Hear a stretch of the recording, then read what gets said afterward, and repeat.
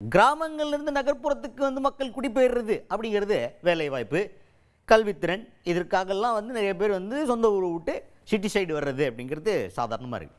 அப்படி வந்தது அப்புறம் வந்து சில பல காரணங்கள் இருக்கலாம். ஆனால் கவர்மெண்ட் எதுவுமே கொடுக்கல, அடிப்படை தேவைகள் எதுவுமே பூர்த்தி பண்ணல அப்படின்னு சொல்கிறது நாங்கள் ஏற்றுக்க முடியாது. நீங்கள் வேணால் வந்து பாருங்க அப்படின்னு ஒருத்தர் பேசியிருக்கார். அமைச்சர் பெரிய கருப்பன் அவர் தான். இப்போ சிவகங்கை மாவட்டம் ரெட்டக்குடி அப்படின்ற ஒரு ஊரில் ஒருத்தர் தான் இருக்கார், ஒரு பூசாரி மட்டும்தான் இருக்கார். அந்த ஊரே காலியாக போச்சு அப்படின்ற செய்தி நீங்கள் எல்லாருமே பார்த்துருப்பீங்க. எல்லாமே என்ன சொல்லிட்டாங்க அப்படின்னு பார்த்தீங்கன்னா, பரபரப்பாக தகவல் எல்லாமே நமக்கு வந்தது என்னென்னா, தண்ணி இல்லை, அங்கே வந்து அடிப்படை தேவைகள் எதுவுமே கிடையாது அந்த ஊரில், அந்த ஊரே மொட்டைக்காடாக போச்சு. அதனால தான் அந்த ஊர்லேருந்து எல்லாருமே வந்து ஐயய்யா இது ஒரு ஊராடா அப்படின்னு வீட்டெல்லாம் பூட்டி போட்டு எங்கிட்டாவது பக்கத்தில் ஒரு சிட்டி பக்கமோ இல்லை ஒரு டவுன் பக்கமோ போய் செட்டில் ஆகிட்டாங்க அப்படின்ற மாதிரி செய்தியை எல்லாரும் டப்ப டப்பன்னு கொடுத்து கண்டென்ட்டாக ஏற்றி விட்டு பரபரப்பாக பேசப்பட்டது. இப்போ இதை வந்து எதிர்க்கட்சிகள் என்ன பண்ணிட்டாங்க பார்த்தீங்களா? ஜல்ஜீவன் திட்டத்தின்படி வீட்டுக்கு வீடு தண்ணி குடிநீர் குடிக்கிறதுக்கு ஒன்றிய அரசு காசு கொடுத்தோம், கொடுக்கல பாருங்க டிஎம்கே கவர்மெண்ட்டை, அந்த ஊரில் தண்ணி இல்லையா அப்படின்ற மாதிரி எடுத்து பேச ஆரம்பிச்சிட்டாங்க.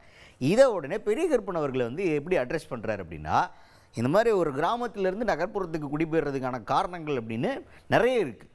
வாழ்வாதாரமாக இருக்கலாம், இல்லை பசங்களுடைய படிப்பாக இருக்கலாம், இந்த மாதிரி ஏகப்பட்ட காரணங்களால் நகர்ப்புறத்தை நோக்கி மக்கள் எல்லாம் நகர்ந்துட்டு தான் இருக்காங்க. இது எல்லா ஊர்லேயும் நீங்கள் பார்க்க முடியும்.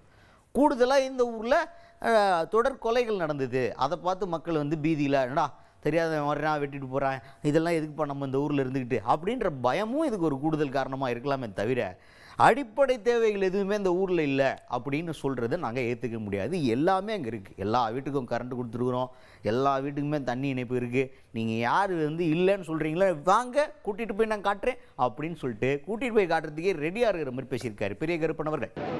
அது சிவகங்கைக்கு அருகில் இருக்கிற கிராமம்.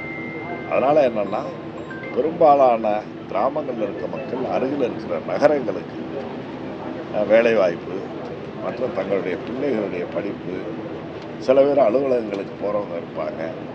அப்படிப்பட்ட காரணங்களால் மெயினாக வந்து இப்போ பிள்ளைகளுடைய படிப்புக்காகவே கிராமங்களை விட்டு நகரங்களுக்கு மக்கள் வருகிறார்கள். அது எல்லா நகரங்கள்லேயும் இருக்குது. அது மாதிரி சிவகங்கைக்கு பக்கத்தில் இருக்க அந்த கிராமத்தில் இருந்து குடிபெயர்ந்து வர்றாங்க. இந்த இது வேறு என்னடா திடீர்னு எந்த இதுவுமே இல்லாமல் ஒருத்தன் கொலை பண்ணிட்டு போகிறானேன்னு அந்த அச்ச உணர்வு மக்கள்கிட்ட இருக்கலாம்.